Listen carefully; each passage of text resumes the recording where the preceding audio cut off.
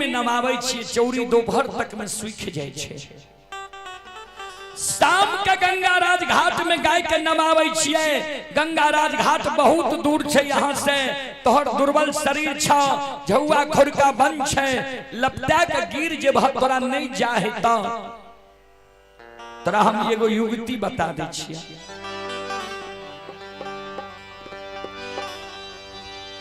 ए हौ बगले में दक्षिण बगल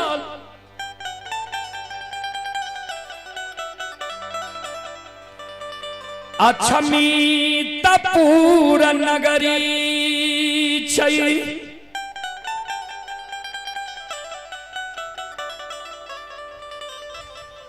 हे हो अक्षमितपुर नगरी में राजा चंद्रबली और पत्नी चंद्रावती बहुत धर्मात्मा, भूखा के भोजन पियासा के पानी निवस्त्री के वस्त्र दै छे, रोगी के उपचार करा दै छे। वह राजा के ई गाय छिए जते के हम ओकर गैबार छी। सत्य सत्य कहे छिया, चल जा राजा के द्वार, राजा तोहर सेवा सत्कार करता, मान सम्मान करता, उचित उपचार क्या देता, तोहर सारी कष्ट दुख है रे।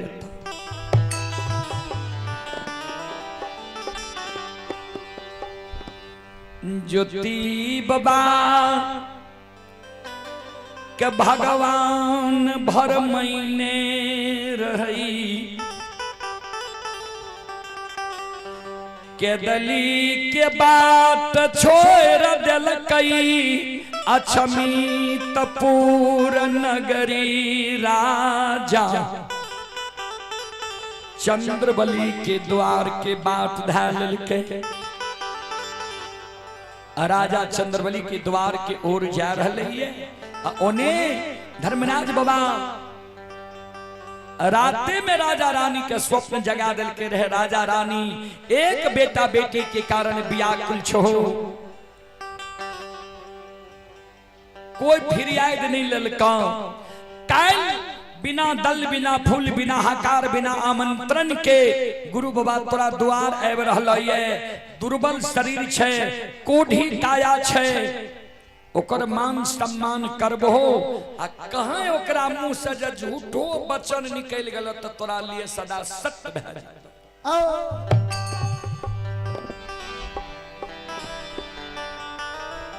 नहीं तोरा दोनों प्राणी के जा अभिमान भ जेतो जे कोढ़िया छिए, ओकर सेवा सत्कार किया करबे, मान सम्मान किया करबे त ए जन्म में पुत्र पुत्री के आंख नहीं देखबो। एक बेटा बेटी के कारण हमर माय बहन की नहीं करे छे। राजा रानी दोनों प्राणी के नींद टूटले। रानी घर द्वार के अपना से ढोरे, बार बार ऊंच भवन पर जाकर चारों बगल ही आवे जे रूप स्वप्न में देखलिए वो रूप वाला महामानव आवे छे। आ एने गुरु ज्योति बाबा भगवान के डांग मारल, विधाता के टारल, आथे गानी के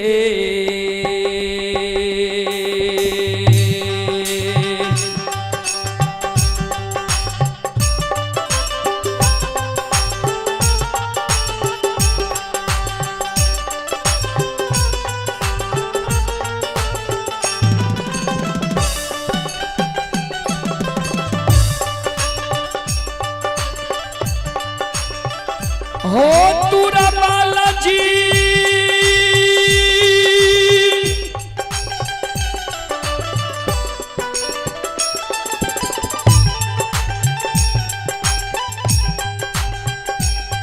आहो ठेगानी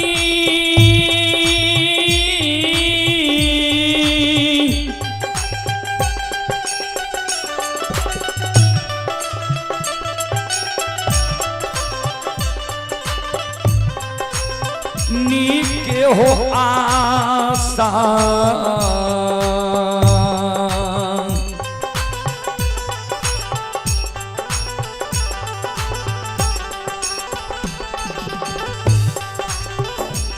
हे हो लेने हो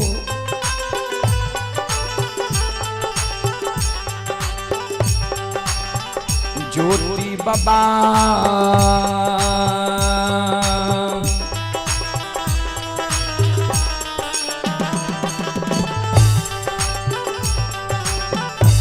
हे हो चल लईरा जाके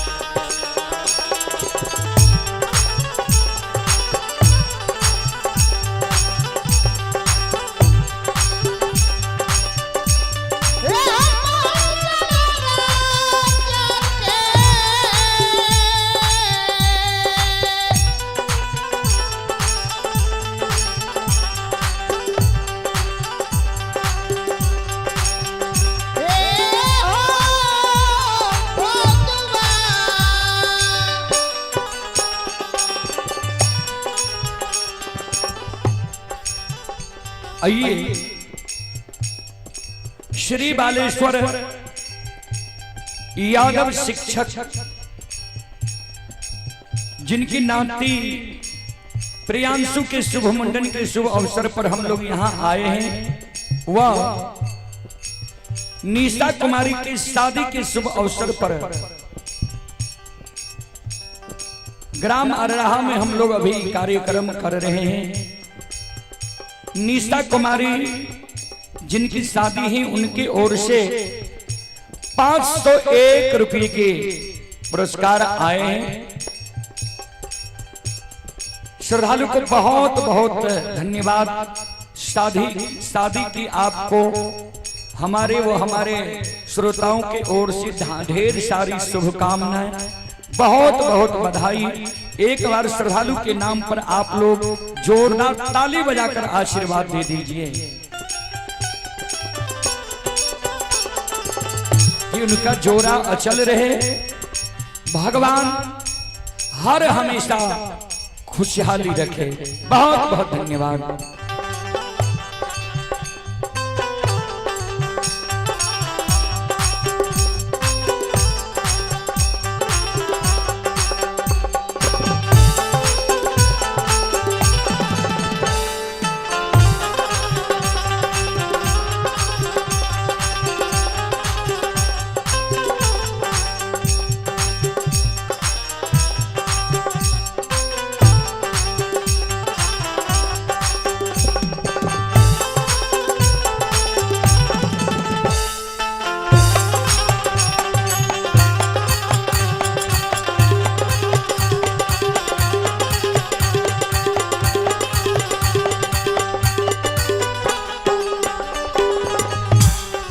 ज्योति बाबा गोरसार पहुंचले वने राजा रानी दोनों प्राणी के नजर पड़ले ज्योति बाबा पर।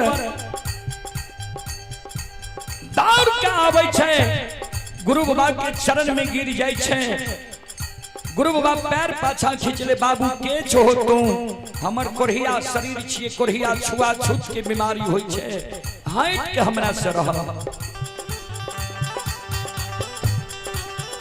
राजा चंद्रबली कहे बाबा हम अधर्म राजा चंद्रबली और हमारे पतिवार्ता चंद्रावती यहाँ लिए लहू पीबी छी, कोढ़िया बीमारी छी, हमारा लिए अमृत छी। दोनों प्राणी जना बच्चा फकदोली खेले छे वही समान गुरु बाबा के उठैने ला जाय छे। राज दरबार गुरु आसन पर बैसाबै छे। दोनों प्राणी गुरु बाबा के सेवा सत्कार करे छे। कंचन थाली लावे छे, कंचन लोटा लावे छे। गुरु बाबा के चरण के दोनों प्राणी पखारे अब मंगल गावे। दोनों प्राणी हर्ष उल्लास से भरल छे। देखियो भगवान के लिए आओ ये भगती ये भजन के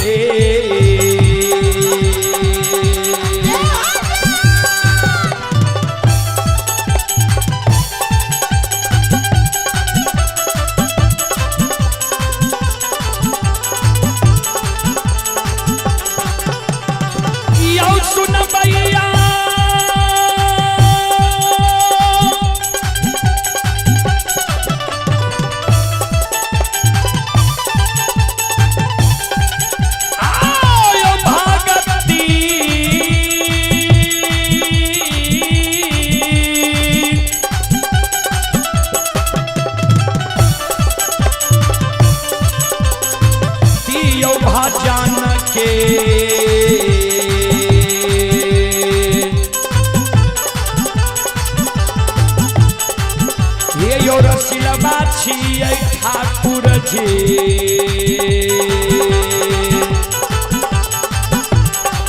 आओ बाबा दुलारुआ हो।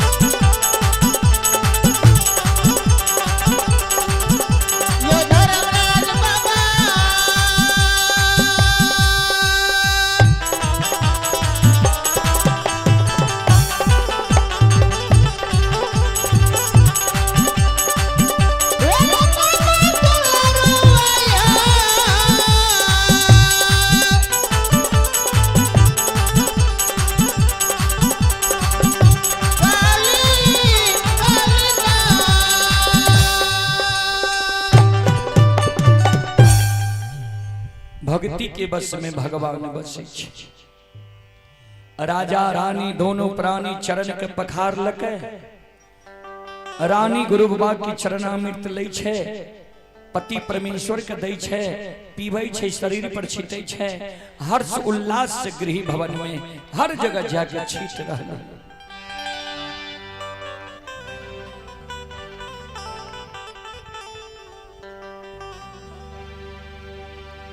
जहिना गुरु बाबा के चरण पखार लकै में माया जे भगवान सवार कने रहे, भगवान माया के समेट लेलकै।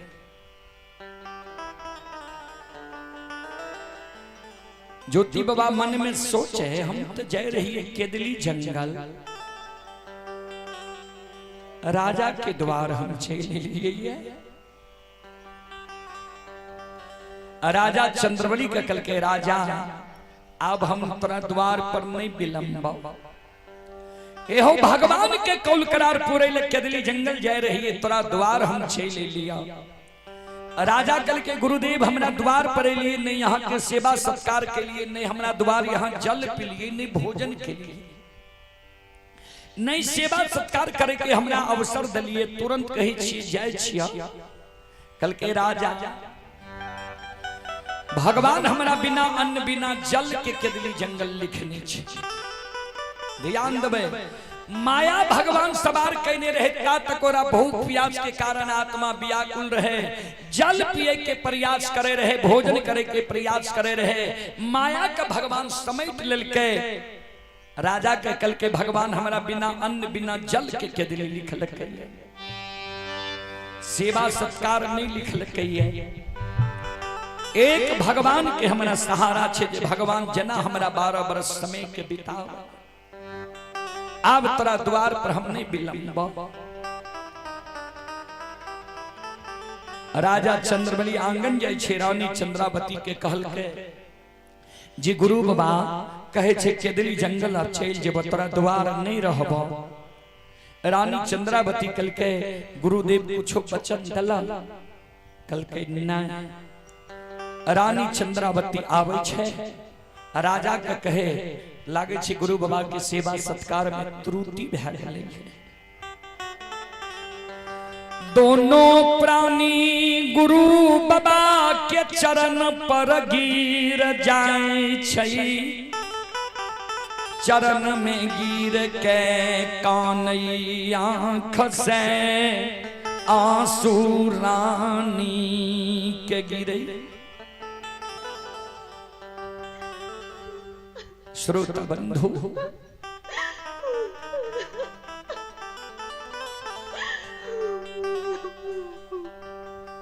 राजा रानी का आंसू गिरे, गुरु बाबा के चरण पकड़ने छे।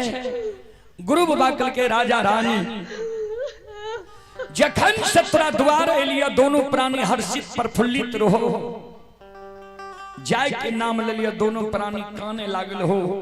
कौन चीज की कमी छतरा, हमरा तो नहीं बुझाइए जे तोरा कोई चीज की कमी छा। राजा रानी किया दोनों प्राणी काने छो, किया दोनों प्राणी के आंख से आंसू गिरे छा। रानी काने गुरुदेव भगवान यक्षमी तनगरी में कोई चीज के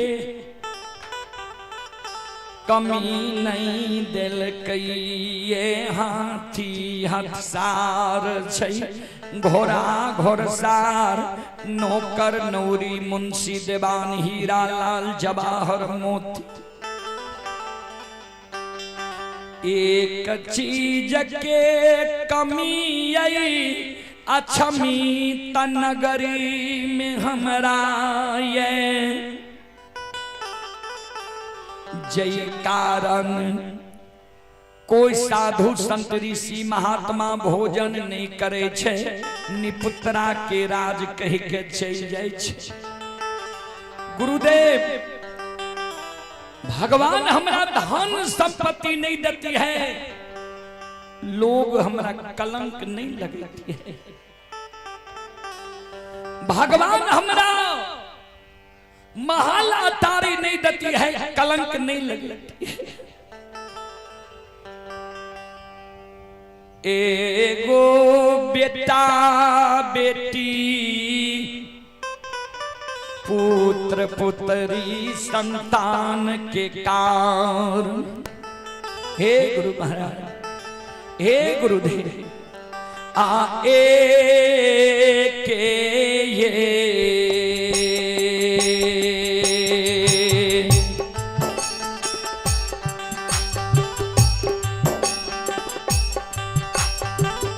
गुरु बाबा ये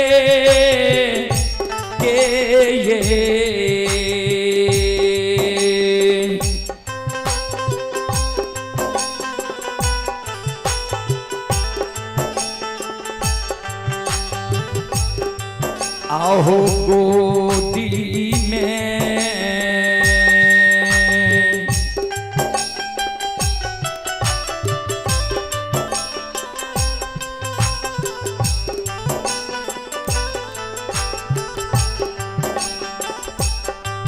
हे हो लाला नमा बीना हो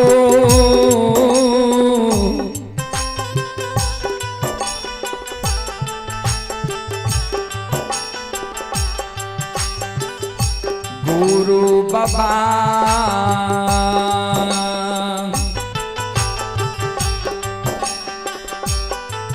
हे हो दुनिया ला गई छई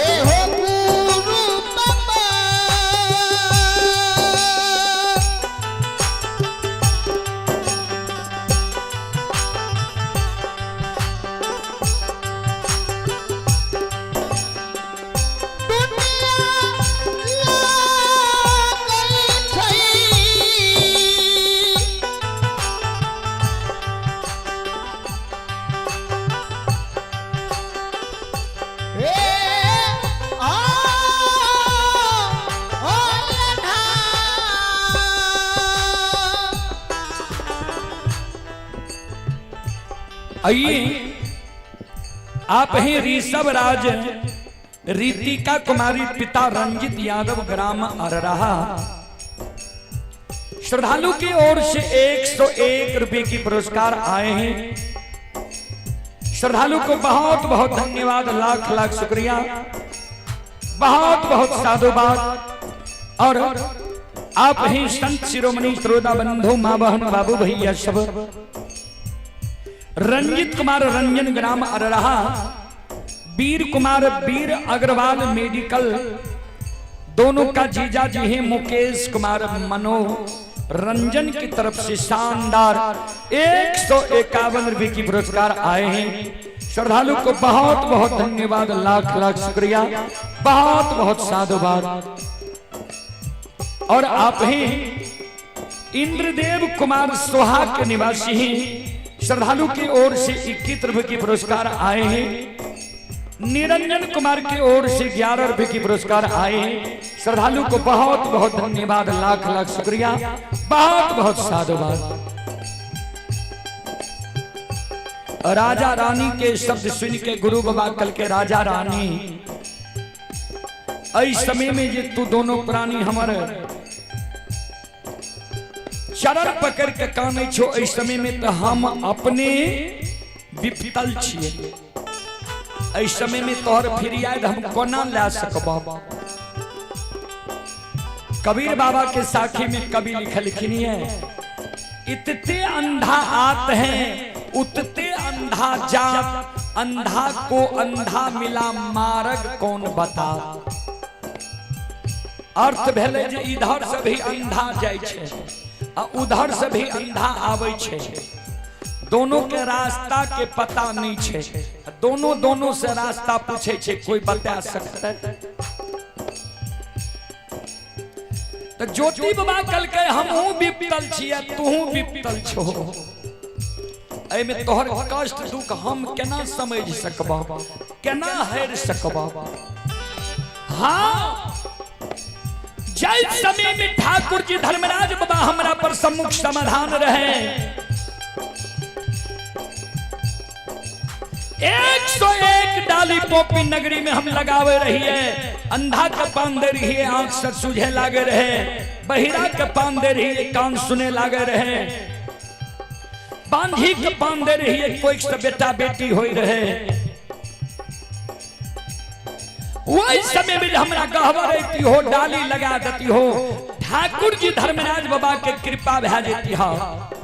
ए राजा रानी, इस समय में एक बेटा बेटी के कारण कानी छो, एक पुत्र पुत्री के कारण कानी छो। वही समय में हमरा हाथ से तोरा पान मिल जेती हो। आओ ये लाए रपो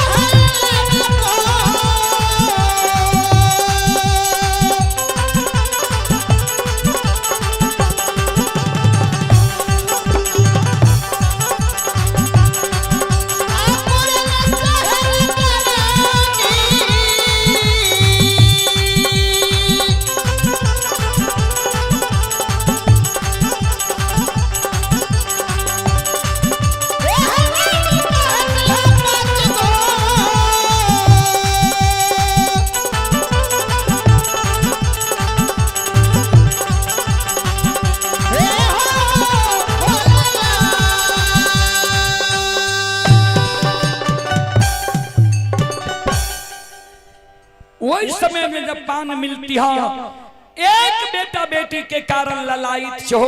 हमरा हाथ से जब पान मिल जाती है तो एक लहर पुरन से रानी के गर्भ से 5 गो बेटा जन्म लेती है। इतने गो बात गुरु बाबा कहल के रानी चंद्रावती जहाज से आंचर में गांठ बहिल।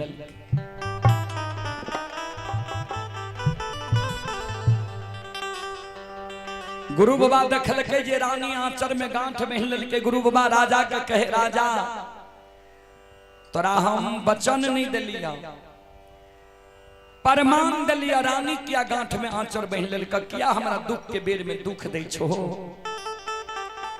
राजा कल के गुरुदेव यहाँ के मुखार ब्रह्म से निकल ले, हम सत्य मान लिए, जरूर रानी के गर्भ से एक लहर पर से 5 गो बेटा जन्म लेते।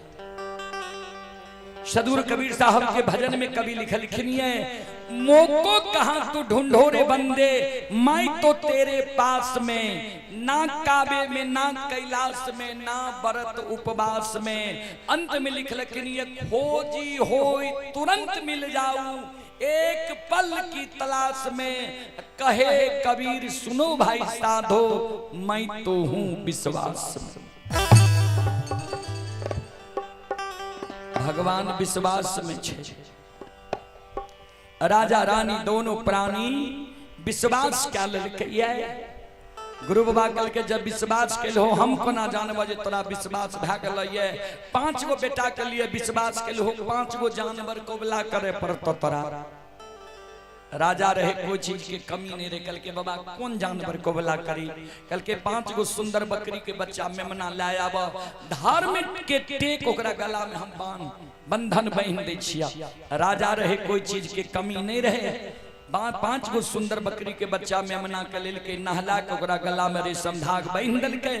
गुरु बाबा केदली जा लगले, कह देलके, सुनो हम आबे के प्रमाण दे छिया, जे दिन तोरा द्वार एबो खसी गला के रेशम धाग टूट जेता, खसी खन मेमना है त खन खसी है त केदली के बात ही है त खैर के खुटा उखड़ जेता। कोनो आपत्ति विपत्ति जो है तो अछमित नगरी में चौरा में तुलसी छौ सुखा जेता। जय दिन तोरा द्वार एबो उ सुखल तुलसी हरियर कचोर भए जेता। समझ जे हो जे आय हमरा द्वार हमर गुरु बाबा आबि रहले ये। और केहनो आपत्ति विपत्ति आबो, सत्य और धर्म के नहीं छोड़ी हो। जे मानव सत्य धर्म के नहीं छोड़े छे, ओई मानव के बेड़ा पार भए जाय छे। संत शिरोमणि खुदा बंधु मां बहन बाबू भैया सब आइए पुरस्कार की ओर। आप हैं Vipul vegetable and fruit, Vipul vegetable and fruit supplier. ये श्रद्धालु आजादपुर मंडी दिल्ली में अभी यह कार्यक्रम लाइव देख रहे हैं। श्रद्धालु की ओर से शानदार 51 रुपए की पुरस्कार आए हैं। श्रद्धालु को बहुत बहुत धन्यवाद, लाख लाख शुक्रिया, बहुत बहुत साधुवाद। जय हो दानी श्रद्धालु की जय हो, जय हो दानी श्रद्धालु के समस्त परिवार की जय हो, जय हो।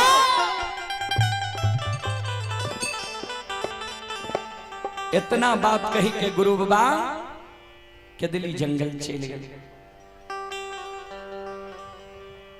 श्रोता बंधु, हमारा सबके तो समय के पाबंदी में छी, समय के पाबंदी में रहे पड़े छी। ता सबसे बड़ा महान छे समय। व्यक्ति बलवान नहीं होय छे, समय बलवान भए जाय छे। हमारा सबके मधुबनी जाना छे, टेंगराहा गांव छे मधेपुर प्रखंड में। 6 बजे से वहाँ टाइम देने छिए, यहाँ हम 2 बजे तक टाइम देने रहे। ई श्रद्धालु का हम इच्छा के परखै छिए जे बहुत बड़ा इच्छा श्रद्धालु सबके छे। हमरो मन नहीं होय छे जे एहन श्रोता बंधु के जे श्रोता लगा के देखे सुने छे एकरा छोड़ के जाए। लेकिन समय के पाबंदी में छिए, द्वार पर समय से नहीं पहुंचबे तो लोग मान सम्मान नहीं करे छे। 3:45 बज गए आ 1 घंटा सब सामान के खोले में लगते, खाए पिए तो हमरा के 6 बज जेते। यहाँ एहि कारण आप अपने सबसे हम क्षमा चाहबे, माफ करियो। आ प्रोग्राम जे करबेबे त 4 महीना 5 महीना 6 महीना पहले करबैयो, जे फाइल से हम सब समय देबे। ई 10 दिन पहले एते ने तंग क्या देलकै नहीं, कहे वाला बात नहीं छे।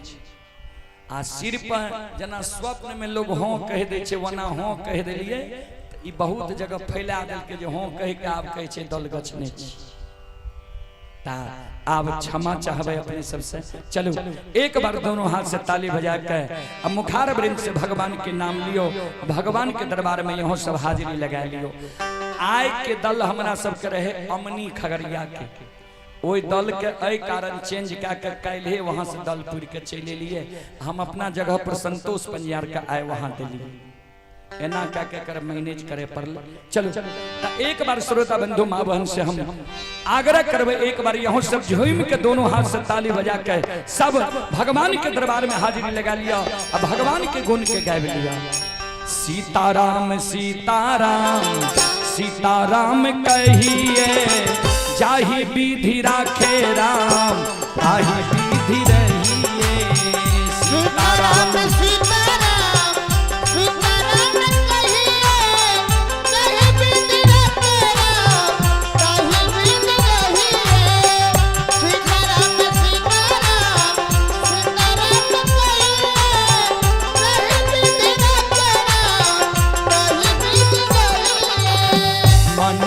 हो राम राम नाम से बहात में तू अकेला नहीं प्यारे राम जी तेरे साथ में।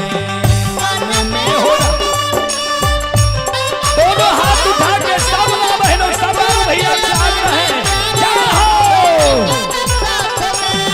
मन में हो राम राम नाम से बहात में तू अकेला नहीं प्यारे राम तेरे साथ में। मन में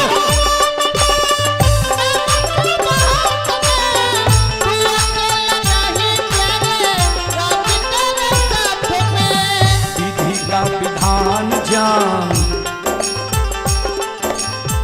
विधि का विधान जान हानि लाभ सही है जाहि विधि राखे राम ताहि विधि रहिए। सीताराम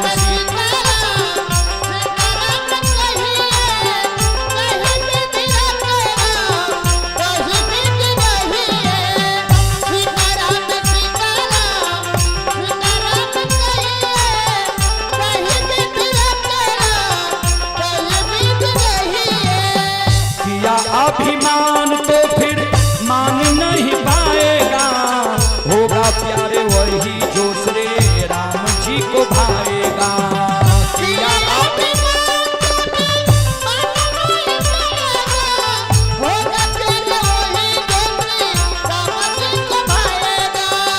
किया अभिमान तो फिर मान नहीं पाएगा, होगा प्यारे वही जो श्री राम जी को भाएगा।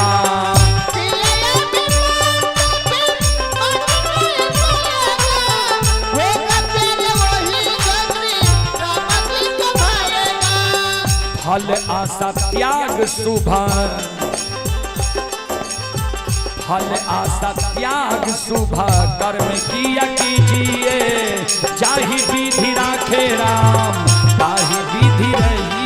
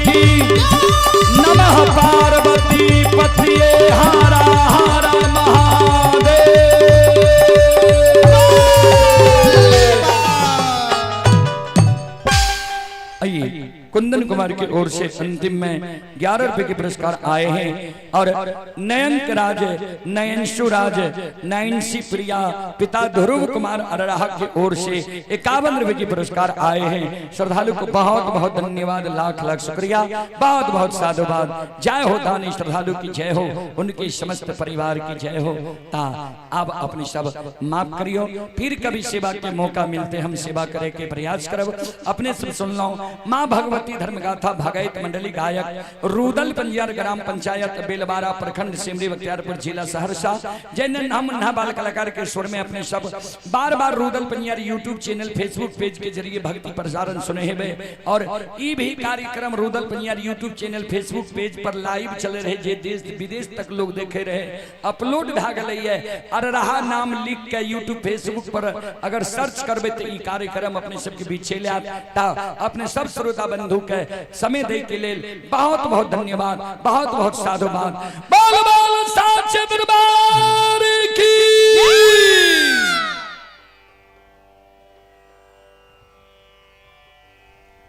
ये अंत में आप हैं दीपराज कुमार पिता अनमोल यादव दादा जी सूर्यनारायण यादव की ओर से 51 रुपए के पुरस्कार आए हैं। श्रद्धालु को बहुत बहुत धन्यवाद, लाख लाख शुक्रिया, बहुत बहुत साधुवाद। जय हो दानी श्रद्धालु की जय हो, उनके समस्त परिवार की जय हो।